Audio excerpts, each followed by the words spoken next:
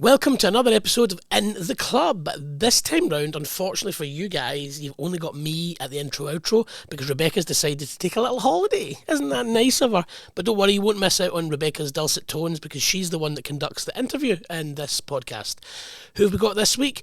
We have Ajay and Yousif from Tots United, who are long-time friends and customers of Class for Kids. A few months ago, we went out to see the guys to do a film shoot at their football academy, which is premium, as they'll tell you in the interview. And do you know what? Without further ado, let's just go straight into it. Here is Yusuf and AJ from Tots United. So welcome back to a brand new episode of In the Club. Today I have AJ and Yusuf from Tots United. Welcome to the podcast, guys. How are you doing today? Yeah, very well. Thank you very much. Great, thanks, Rebecca. Great to be here. Good to have you on our podcast. I was just asking you before we started recording, is this your first podcast? Unfortunately, it's not, but you are on In the Club for the first time. How does it feel to be sat in the Class for Kids podcasting seats? Brilliant. Fantastic. Yeah, what are you thinking of the studio setup? Fantastic studio. Yeah, great to be here. It's always such fun when we come along to the Class for Kids headquarters, and really happy to be here. So, as I said, it's the first time on the podcast with Class for Kids. Tell me a little bit about Tots United and how did it come to be? How did you get the idea of starting to work together collaboratively and now running a very successful football academy in the west of Scotland?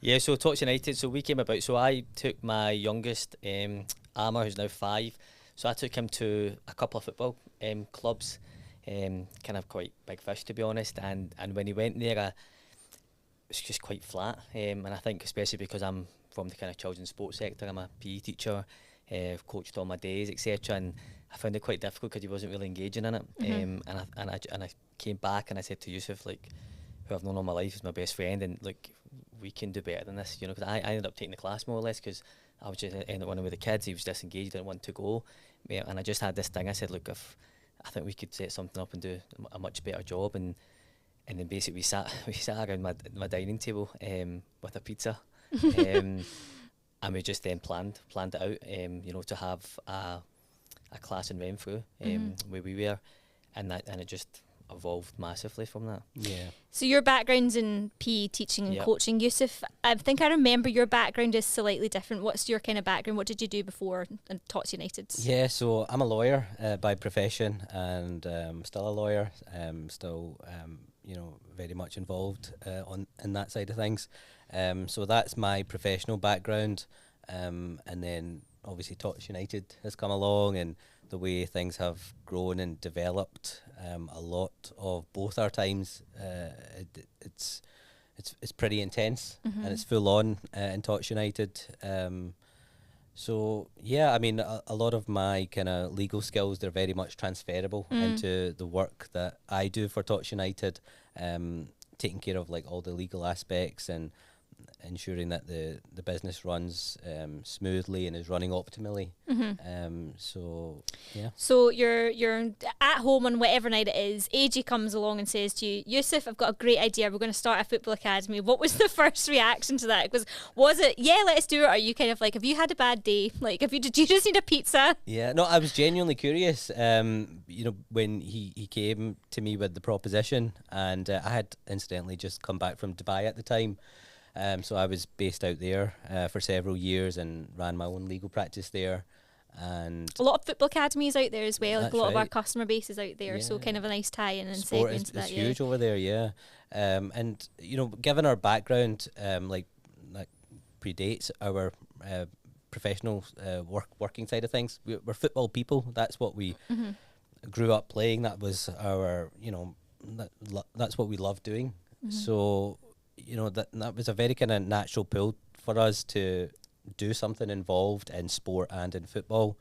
So when he came up with the proposition, we kind of discussed it, looked into it, and I think we identified a need for high quality football classes in our local community. There was just nothing available, and as AJ mentioned, he struggled to find anything for his kids. Well, certainly that was the case initially, and then when he did, it was quite a distance away, so it involved a long commute. And then when he eventually did enroll his child into the class and started attending, he found it, you know, just lacking in energy and enthusiasm, And what do you think caused that lack of enthusiasm? Do you think it was something to do with maybe the ethos of the academies that you were sending them to? Was it the quality and calibre of the coaches? What would you say ultimately led to it? I'm not sure. Do you know what I mean? I think because I'm just naturally super energetic and all like just 24/7, and I just felt it was just flat, you know. And I thought you want to be role models, you know, engaging children, getting them active. This is the perfect age and stage. You know, if you get them young, get them active, moving, and who knows, they can really prosper in things. And I'm not sure. It could have been philosophy, values, on. I'm not too sure, to be honest. I'm a huge believer that people buy into people, and I think like for your industry in particular, parents need to be bought into the coaches that they're sending to their kids with classes to, because if there's somebody that's not engaging their child, somebody that's not making it fun and high energy, it's a little bit kind of where's the value? Like, what am I paying for? So what would you say your USP is at Tots United? You know, what's your unique selling point? What do you make that makes you stand out from a crowd in your area? I mean, it sounds like there's maybe not a lot, and that's kind of a gap in the market there. Yeah. But if there was another academy, kind of, what would you say is your USP? No, it's a great question, and I think we have quite a few USPs actually. Fundamentally, right at the top is that all our classes are underpinned by our ethos and philosophy of care and love. Now, these are actually acronyms for the values that our classes inspire in children. Confidence, achievement, respect, enjoyment, learning, optimism, vitality, empowerment. All of these things come through in every Tots United class, and children are inspired by that. We've not seen this anywhere else. Children are going to experience that, be inspired by that, at Tots United. I absolutely love an acronym, first of all, and I love that you've got these great acronyms that you have in your values, and actually that's what represents you and that's your identity. So thinking about your USP and thinking back to when Tots United first started, what would you say was the biggest challenge for both of you as friends coming together to start a business? Something relatively new. You already had the background and the knowledge maybe of coaching and the passion for football, but starting a business is no easy task. What were the kind of biggest challenges you faced? That's an easy one. The biggest challenge was getting to grips and managing our perfectionism. So we are perfectionists, and we set very high standards for ourselves in everything that we do, and we knew that when we set up Tots United, it needs to be brilliant. Every aspect of it needs to exude excellence, quality, and we position ourselves not just as another provider of football classes. No, we are a premier provider of fun and engaging football classes, specially designed for children. So with that, we have put a lot of thought into how to make Tots United stand out, be brilliant. And coming back to your question, the biggest challenge for us was, look, we're going to be very pernickety about a lot of things, put in a lot of thought. It's going to take a lot of time. We're perfectionists. Everything needs to be right. And just take the logo, for example. The colours need to be right. The gold around our logo, the shield, that's a nod to gold excellence. The stars, 5-star service. The trail of stars next to the football, that's the magic of Tots United, you know, and that's just in the logo. And that took us a few days to finalise. I mean, it's a great logo, so for a few days to finalise something like that, that's not bad going. And I guess I'm thinking of listeners who are maybe out there, so whether it's, you know, a football academy that's tuning into this podcast, it could be a dance teacher. The thing about in the club is that it's meant to be, no matter what your activity type, there's something that you should be able to take away, because people do things very differently across our industry, but actually there's a lot of learning. So, you know, you're talking about perfectionism. I guess that comes into your brand, the quality of coaches, the quality of classes. But what do you think are the biggest challenges that people face when it comes to starting a business, who are brand new to it? Maybe they've never had any input into the business industry. Do you think it's actually the whole process of setting up, or is there things around like financial fundraising aspects that you think people find challenging? I think that's a great question for AJ, because that's exactly the situation that he was in when we started Tots United.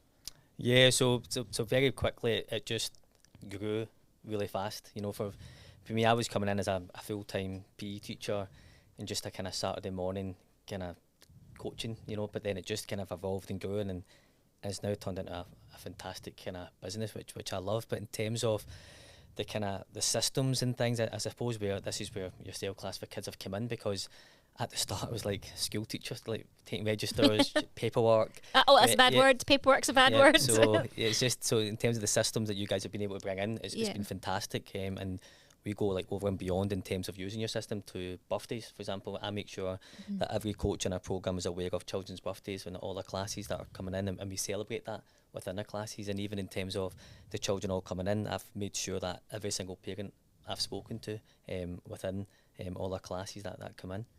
Okay, so it's day one. You've launched. You've got this idea that you're happy with. You've got a really good brand. How did you get your first students through the door? What was your kind of marketing tactics behind that? Yeah, well, we knew that there was not much provision, if anything, in our local community. So we identified that gap in the market, and after setting up the Tots United, and we're at day one, we just put the feelers out there. Did a bit of marketing, got the word out, and there was a lot of interest. And was that through sort of parent networks? Was it through organic socials? Did you run paid ads? What was your kind of first sort of strategies you implemented? Yeah, it was actually organic socials, but very basic. And then we made flyers, so we put flyers up in certain places, and that all of that kind of generated quite a bit of interest. But we wanted to get it right, so we kind of capped our initial classes around 15 or 20. Okay. And that's what we started off with, because we wanted those 15, 20 children coming at the start to have a great experience and then build on that. So it started off with about 15, 20 children attending a Saturday morning, and it just kind of spiraled from there. And what about now? We're fast forward a couple of years into your journey. What do you do now to attract customers?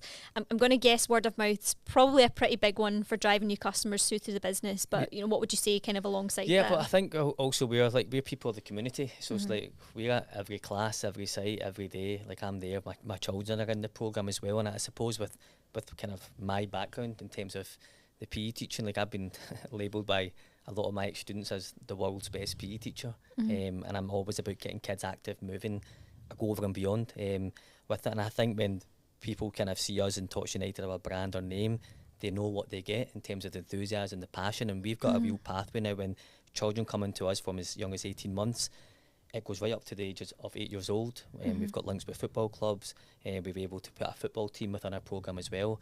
And we're also, a programme that's fully inclusive, where we have boys, girls. We've also got children from the ASN that they come up to us and say, look, XYZ hasn't been able to go to a club. Look, come to us. Look, it's all about having fun. And that's the biggest thing for us, is children have fun.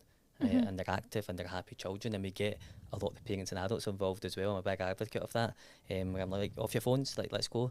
45-minute sessions also for you guys as well, to engage the children and take away all these things at home as well, in terms of the kind of planning and the drills that we do. We play like a clean up, tidy up game as well, and I mean, these are things you can all do at home. I'm sure you all do at nursery or at schools, so it's just been brilliant.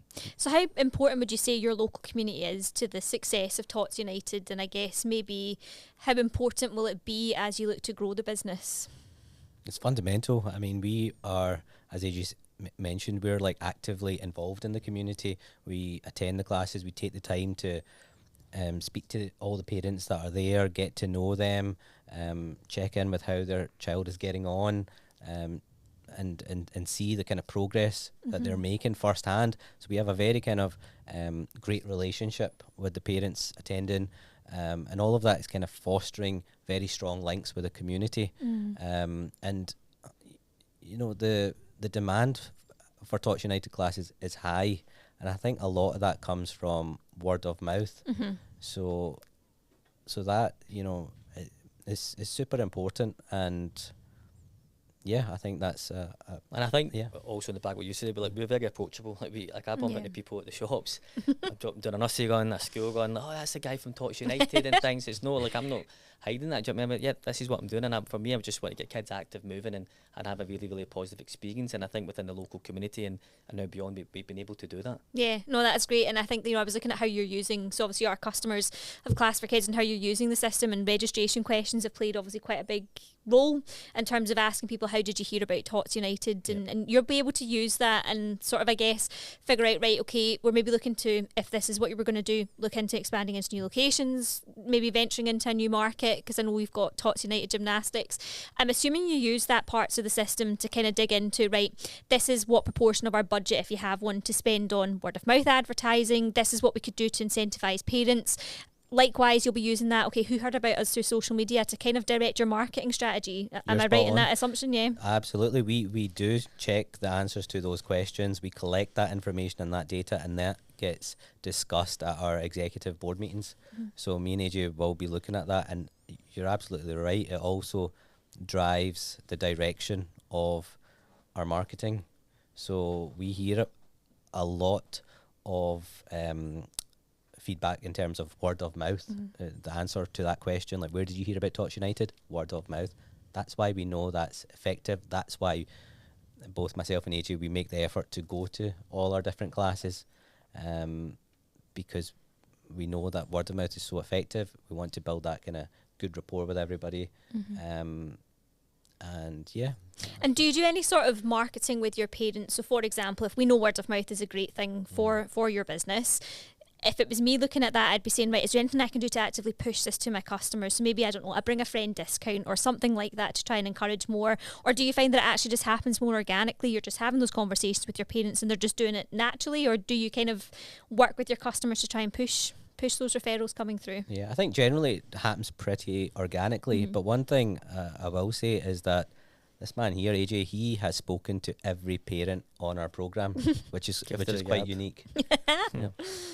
So he takes the time out to get in touch with every single parent to see how they're getting on, everything's going all right, and that's quite amazing for, you know, somebody, a managing director of Tots United, to be doing that.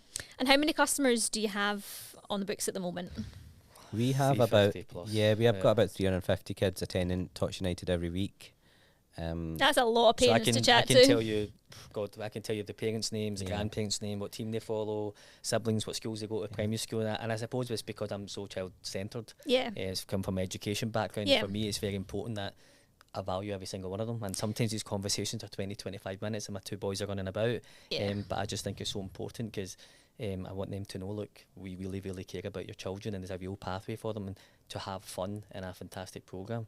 I'm a big believer that, you know, your customers are your brand. It's what your customers think about your brand ultimately that matters. And I think the more that you nurture those relationships with your customers, the more likely they are to do things for you organically, because they're like, do you know what, I love this business because they're invested in my child, they're invested in getting to know me.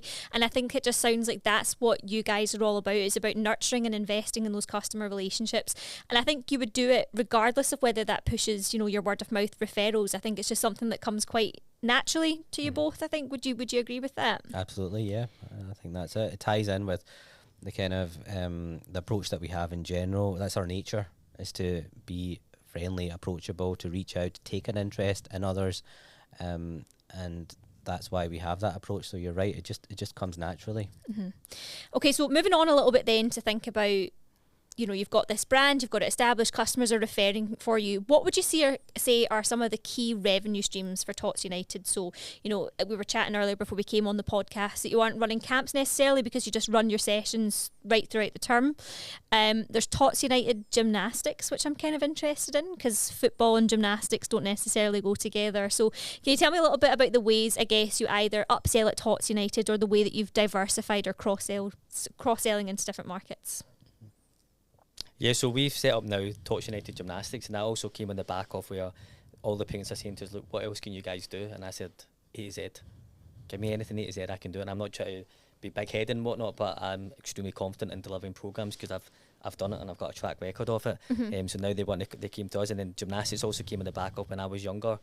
I love gymnastics. Like I did. I was one of those. It's the foundation for many sports. I think that's what people don't always realise with gymnastics. Is that there's a lot that you can carry forward. Yeah, so we've the gymnastics has got core stability, strength, and it's something that you could put into football as well. So we've got now kind of boys and girls that are in both programmes. And what we're noticing with some of the older children is kind of developing their strength when they're kind of playing, and we notice that in teams as well, which we're very pleased about. And for us, it's like there's football, there's gymnastics, but as the name says, Tots United, we could go and expand into, you know, other sports as well. Yeah, I mean, that's the thing with your brand name as well, is that you've not, you know, necessarily sort of isolated yourself to one industry. You could be doing dance, you could be doing gymnastics, you could be doing so much. And I guess one of the things I was thinking about when it comes to the gymnastic side of things is how you have diversified into that market, because that's not necessarily a natural progression for somebody just to start an academy in football and then move into gymnastics. So was it the parents kind of driving that request that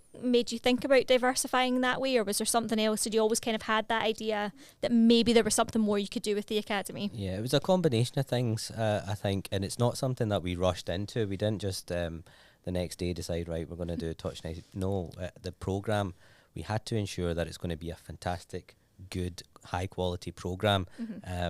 And with AJ being one of the best PE teachers in the world, that, you know, responsibility fell on him to devise that curriculum. It took him quite a bit of time to come up with it, so there was a lot of planning that went into it. But in terms of like the idea in general and all of that side of things, AJ touched on, you know, the transferable skills that gymnastic teaches, that he had done it when he was younger. Now, I also attended a specialist sports school called the Glasgow School of Sport when I was younger, and that's a specialist sports school that's set up to nurture and develop athletes to compete regionally, nationally and internationally.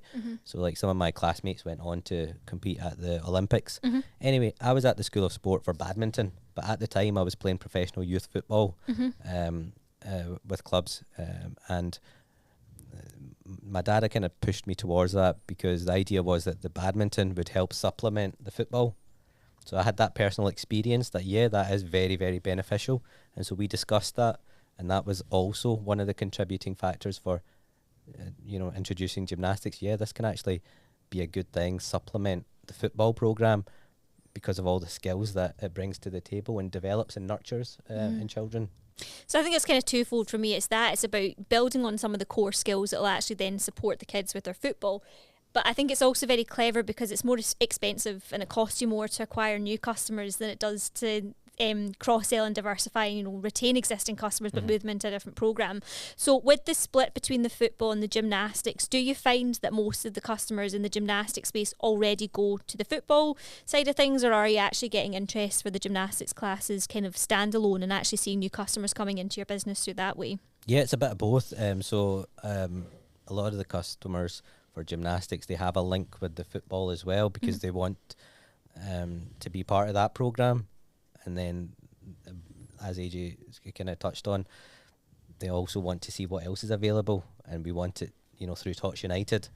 And so then they then join the gymnastics programme as well. So there is that. And then there are some who just want to focus on one sport. So whether that's football, whether that's gymnastics, and that's the one that they want to focus and stick with. Would you say that? Yeah, and it's all about fun. So for even for gymnastics, especially with gymnastics, that can get from kind of my experience from a young age, and a lot of the kind of coaches that we've got and I've spoken to, and just naturally even in secondary school, it becomes quite serious and intense and competitive for young children. Yeah, and that's something I didn't want. You know, I said, so I have a father of two and things. I like, no, I just want to have kids to have fun. They're still learning, engaging. So with the gymnastics program, they learn a lot of floor stuff, apparatus work, but it's all fun.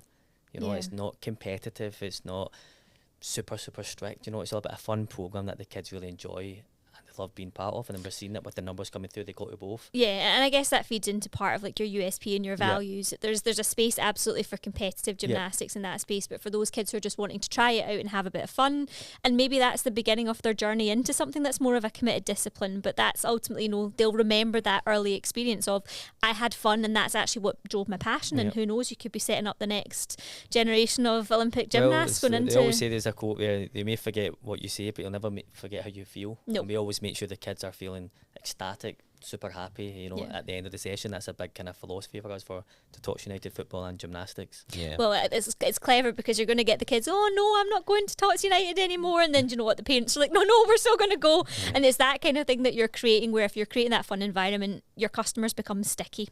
You know, they don't want to leave because their kids are happy, and ultimately I'm guessing that's what parents want for their kids. Yeah, I mean, just last week we had a new start in one of the gymnastics classes, and we received a message from the parent the next day saying, is the class on today? My daughter says she wants to come along again today. And so it's just weekly classes, I'm assuming that you're going to have to start running daily classes for this one child. And it's quite funny because it's show my age here, some of the kids that are now coming in our programme are my ex-pupils. Oh, are from they? School, yeah, which I didn't know. Obviously they come through the book and stuff, there's so many kids, and it's just been amazing. Like they didn't, oh, Mr. Singh, is that is this yours? I'm like, yeah, but then, so it's just been so nice. full circle and I'm, kind of even I'm moment. seeing it, and they're like, so this is just you, because I've always been like this, like just super sporty, energetic, and the coaches are very much the same. So it's been really, really nice to see, and quite humbling, that we are, the kids are just having fun, and Yeah. and they feel safe in there. No, I'm getting that just like sitting here like chatting to you guys, that it genuinely is all about the kids and making Yeah. sure that they have fun. So are you in any other sort of markets then? So for example, are you in schools and nurseries, or are you just solely committed to focusing on your community and your club? Yeah, so we're community clubs, so we are kind of working actively in a number of nurseries as well, that they're in. So some nurseries have got us in for a couple of sports, football and gymnastics. Very much just kind of depends on their needs and kind of demands. So like I said before, we're now operating 7 days, which is great. So as well as the community facilities and sports centres, we are in nurseries and in some primary schools, where we're getting a lot of demand coming in. Yeah. And do you see that maybe that you're in those nurseries, are you seeing those kids coming from nursery to any of the classes as well? They Is do, it a clever they way do. to get... Yeah, they do come in, they're like, oh, that's like AJ for Tots United again, and so we're seeing them in both, and again, they don't need to be doing that. They could just go, well, they come to a class at the weekend, but they're coming into both, which is really, really good. And again, it brings that kind of community link and the parental link as well, because all those parents I know, because I've spoken to, and when I'm at the nurseries during the week in the coaching team, we see those kids throughout the weekend as well. Because I think what you've got is actually a relatively simple business model, in that you're very clear on what your values are. You've got a clear USP, and that's about making sure it's fun, that people feel that they're getting enriched at your classes, and that parents are bought into it. But what you've done in a really clever way is you've not overcomplicated and added all these complex things about this kind of class for this age range and this kind of thing. What you've done instead is taken that simple business model, and what you're doing is kind of replicating that across different disciplines, whether that's into the gymnastics market, or you're actually saying, right, now we'll take this to schools and nurseries. Because I guess what I'm saying is you're seeing the bigger picture, that there's an opportunity to sell in that space, make a customer come to you, and you make them sticky, and then they buy into the gymnastics side, or vice versa, going into the football space. So simplicity is almost key to your business model. But even in terms of the programme, like I've devised a programme like for different age groups and niches and markets, and like everything's structured and clear. Like, so if somebody's going to Tots United in Renfrew or Tots United in Erskine, there's a clear programme that the kid experiences the same kind of core components. So it's not just they turn up and play. Yeah. There's about 1,000 things that's happened in terms of the planning, the processes, the lesson plans, the communication that I've had with the coaches. There's a lot. So you must have used a lot of your PE background then, AJ, I'm assuming, to build the curriculum. Yep. Yeah. And how did you go about that? For somebody listening today who's maybe either thinking, right, I need to just restructure what I'm doing, or I'm just starting out. How did you go about building your curriculum, and what kind of advice would you give to somebody in that space? Because obviously I've been a PE teacher, and I'm still qualified to teach in a number of schools. And I've coached a lot, so I've coached every sport, that there is. So I think within that is really kind of do your research and think, what would you like as a person, what would you like as a coach to be going on in the session? If you could put yourself 10, 15 years younger, what do you want out of the session?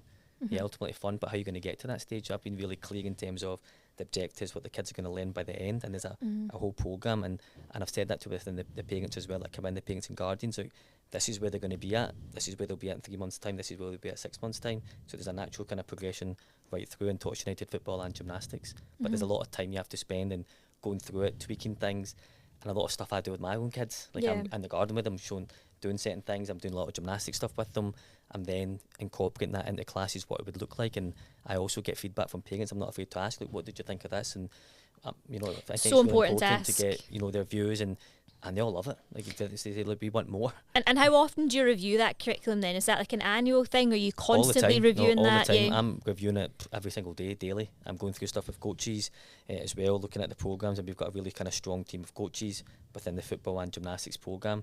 And I'm also leaning on them, like from their experiences, in terms of, and we always make sure that we get lots of feedback from not only the parents, from the coaches that are leading the sessions. Yeah, we collect post-session summaries from every coach. Okay. After every session, so we're very much on the ball, and we're always looking for how can we improve and do things better. And so we're collecting that information all the time, and that's why AJ is then he tweaks and adjusts the lesson plans, the curriculum according to what works, and based on that feedback that we're collecting all the time. And what would you say has been key to that? Because I'm assuming if it was just the two of you running the business and coaching and doing all of that kind of stuff, it would be slightly harder, right? Because you've got not enough time in the day to kind of do absolutely everything. So how big is your team now, and would you say that they are kind of key in supporting you develop that curriculum, and what other factors influence that? So for example, are you looking at what other maybe businesses are doing? Are you looking at what's happening in the industry? Like how does that influence your decisions? Yeah, we've got a team of around 20 coaches now. Wow. And growing. So, and you know, there's plenty of opportunities available with us at Tots United. So we've put together a really strong team, and we're very meticulous in terms of what we expect from them. So AJ is very hands-on in terms of the communication, the direction, the processes that need to be followed. But ultimately, the quality of the classes, it needs to be at a certain level. And so we spend a lot of time with the coaches kind of cultivating that standard of excellence within them. And, you know, that's a very good thing for them, because that's going to stand them in really good stead going forward, in terms of all the skills that they're going to develop and the experience that they're going to acquire, which is like second to none. So yeah, what was the second part to that question? It was more around about like what kind of things do you do to develop that? So obviously your coaches are key because they're gathering the feedback, they're supporting you in that sense. I'm assuming you've got a robust kind of onboarding process and who you hire first of all.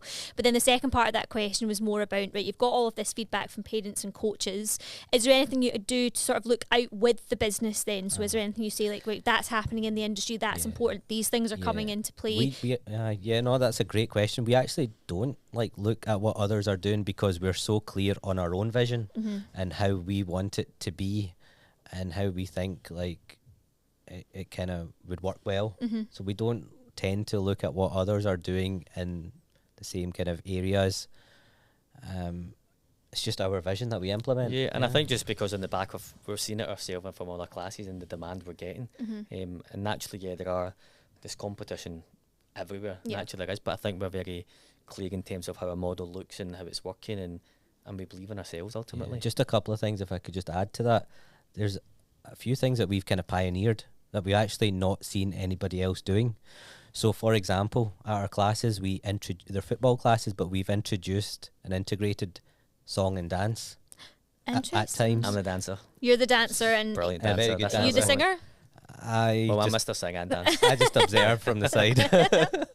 So tell me a little bit about that, because again, I'm like, how does that work? I'll come in. Right. So certainly for the younger children and things, if you get kids at 18 months, 19 months, there's a football that you need to make everything fun and engaging. So we have music that are coming on. All the coaches have been taken through the dance steps, how to do things, and actually a lot of kids do it in nursery. We also have a mascot within our classes as well, which is a panda. And I used to always have to wear it, but now some of the other coaches wear it. So we bring the panda out as well, and the children love it. But ultimately, it's just about putting lots of different angles in the classes that is going to make the kids fun and engage. And we're a big advocate of getting parents involved. Yeah. They know when they come to the class. They know when they come to the classes that, oh God, that's AJ. AJ's going to make us get one about. So we always make sure the parents are involved. This is the second thing that we've pioneered, actually, getting the parents involved in the class. We've not really seen this happen with others, but the way that AJ has devised this is pretty impressive. Yeah, just. Are the parents like, oh no, there he is, but I he's think coming? even with all the phone calls, and I'm always saying, look, make sure you bring your trainers. I'm going to make sure you all get involved in the classes, because I'm a big advocate. I'm a parent myself and things. I went, look, it's very important that the kids see you guys doing things as well, and you see a lot of the parents that are doing the music, or they'll do the shooting drill or the games at the end as well. The kids v parents game. Yeah, and we do games within it where basically we have a football game against the coaches, and then the children play against the parents or the grandparents, and they absolutely love it. It's great to get the community and kind of wider family involved in those kind of things again. And again, it's what makes your customers sticky. So before we come to the end of the podcast, I wanted to touch on how you're using our subscriptions feature. So subscriptions, for those who maybe don't know, are ways to regulate your monthly payments, because you're getting payments ultimately to pay each month. So how are you using subscriptions? Are you doing that right across the year over the 12 months to make sure that you've got regular income right throughout the year? Or maybe some people don't do that at the moment, where they've maybe got a summer where they're not sure about what money's going to be coming into the business. And how would you say your parents have been receptive to that monthly payment? Because I think sometimes there's a bit of fear, but actually what we try and say is, do you pay a monthly Netflix, Spotify, Amazon Prime? That's essentially what you're comparing yourself to these big boys that are out there in the industry and being like, Tots United are in your bank account monthly payment. Hopefully the wee logo comes up when it does in the bank accounts. But how would you say parents have responded to that, and how has it helped you in business? Yeah, so in terms of like our business model in general, it is according to our subscription model. So that's right across the board, and we implemented that shortly after setting up Tots United, getting our class going. We implemented the subscription model, and it's been perfectly fine. We are not the cheapest provider, and that's fine because we are a premier provider. So there's a lot of time and investment that goes into the quality of our classes with a curriculum that's devised by one of the best PE teachers in the world. And I think parents recognise that, and for that reason, they're quite happy to have a membership and a subscription for Tots United for their child or their children. Yeah. And how would you say it's helped you in business? So has that helped you kind of regulate cash flow? Has it helped you allow, to plan for things? I think so, yeah. I think stuff, you can see, like, obviously you can see monthly projections, what's coming in, what's going out, and it allows you to then plan for kind of other programs kind of further down the line as well. So it's been really good.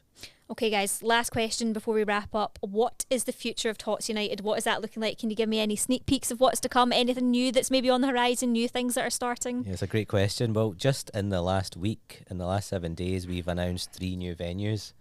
Amazing. So that's happening.